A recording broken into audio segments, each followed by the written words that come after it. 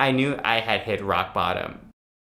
Hey VIP, what is up? So today I want to talk about why Harvard was the hardest thing I've ever had to go through. So yeah, this story is pretty painful for me to share, honestly. So let's start out in freshman year. Freshman year was it was so hard for me in many ways because everything that I had relied on to give me confidence in my entire life, I was not able to get that going in freshman year. I had always found confidence in my storytelling, my ability to connect with people, my academic skills. When I went to Harvard, my first semester, I was like King Midas of shit. Everything I touched just did not work out. I didn't get a single A. There was no A on my report card for my first semester in freshman year, and that just completely killed my confidence. And I also had a hard time making friends. I called some high school friends saying, hey, it's kind of hard to make friends here, and they thought I was joking because I had always had such an easy time making friends. I tried opening up to different friends here and there, seeing where I could find some support. One friend that I had at the time said, I have way too much of my own shit going on to sit here and listen to your shit. And that just killed me, man. I mean, obviously we're not friends anymore, but to hear that when you're feeling confused and lost, it just was such a punch to the gut. It really made me scared of opening up to people after I heard that. I was suffering a lot, and my parents noticed it, how some of my spirit and energy just had changed the first time I came back home. Oh man, little did I know that that was just freshman year and we were just getting started. In the middle of freshman year, there's this big Harvard tradition called Housing Day. And on Housing Day, you go from the freshman dorms to the upperclassman houses. And it's completely by random. And so for the freshmen, what you're supposed to do is you find groups of friends that you want to house with, and then you put your names down in a list. And that will guarantee that at least that group of people, you guys will be placed in the same house together. When Housing Day is coming around, everyone's reminding you, hey, make sure you get your blocking groups in. And I didn't have anyone to block with. I asked many groups, desperately too. I reached out and I asked my roommates who they were gonna block with. They said, hey, like, I don't have a problem of you joining our group, but that guy is organizing for our group, so why don't you just ask him? And I did, and it was uncomfortable, and I hated it, and they all rejected me. That was one of the first times I felt so worthless. Everyone's getting so excited to block together and talk about what houses they would love to be in with their blocking group, and then the blocking groups of my roommates, they would like come over and hang out, and I just had no one. And so between getting bad grades and being socially isolated, it was really hard. It was super miserable.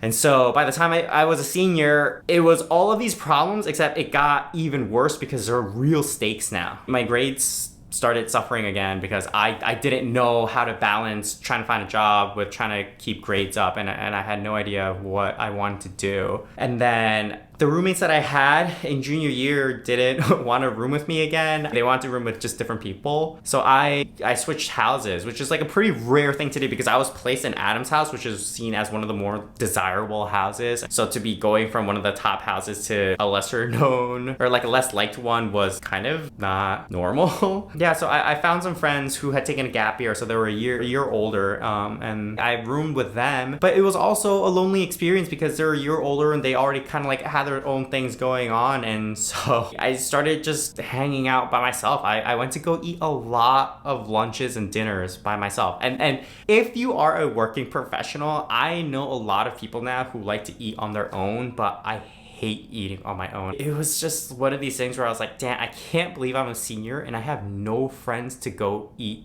dinner with. For both lunch and dinner, I always went as soon as the dining hall opened and just ate by myself on like a really far away table because I just wanted to avoid peak hours. I didn't want people to see me eating alone, and I just sat there like a loser. I really felt like a loser. I think all of this might have been a little bit better if I had something to look forward to, like a brand new job in a good new city with new opportunities, but I didn't get that either. So what happened was I had gotten a job offer in the fall. It was with some real estate company here in New York, and I was excited that I was finally gonna be in New York. And when you're in New York right out of college, there are lots of new opportunities, and that job offer got rescinded due to some logistical misunderstandings, and that killed me. I had to go back to the job market and look for something else. I ended up getting another offer. The only offer that I got in the springtime was with a Harvard professor at his private consulting firm. And it seemed like a cool enough opportunity because I didn't know what I wanted to do with my life. And so I thought if I ever try to go to business school, maybe having his name on one of my recommendations would be a big help. The kick was that this company was in Salem, Massachusetts, and I took the train up to interview there, and it was just a small sleepy town, and I couldn't help but think, dang, like I'm going from New York to this place. I didn't want to go there. Just deep down in my heart, no matter how good the opportunities, I just knew I didn't want to go there. I couldn't believe that I was going to graduate from Harvard and then go to Salem, Massachusetts. And especially after I let this New York offer slip through my fingers. I was alone. My grades weren't good. My future job prospect wasn't good. I started smoking a lot by myself, just like a loser. And I knew I had hit rock bottom. Nothing excited me. I had nothing to look forward to. My confidence was wiped out. My social structures had crumbled. And I was just all alone. I didn't even know what I needed to do or how to turn this around.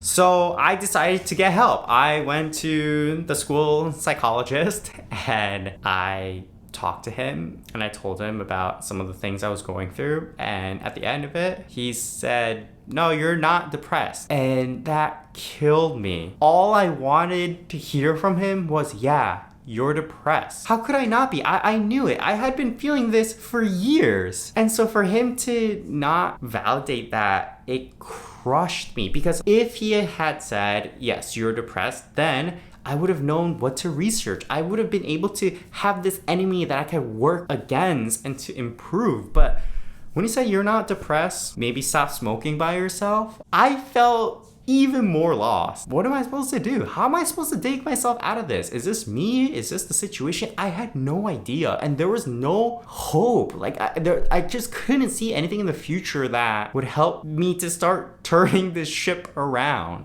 I don't know if you've ever been in a situation like that where you feel like everything that gives your identity, value, or meaning just gets destroyed as a college student. How do you bounce back from that? Many years later, I was talking to one of my friends here in New York. I finally made it to New York eventually, and I told him, "Hey, I wish I could just do it all over again. Knowing what I know now, I wish I could just go to college again and not be such a fuck up." And he's like, "Dude, but you can't. You only get that one experience. That experience made you who you are. Because if college was just as easy for you as high school was, then you wouldn't have grown. At least you went through this and you grew." That's why Harvard was the hardest time in my life. It was so hard that I didn't even know what I needed to do to get out of it.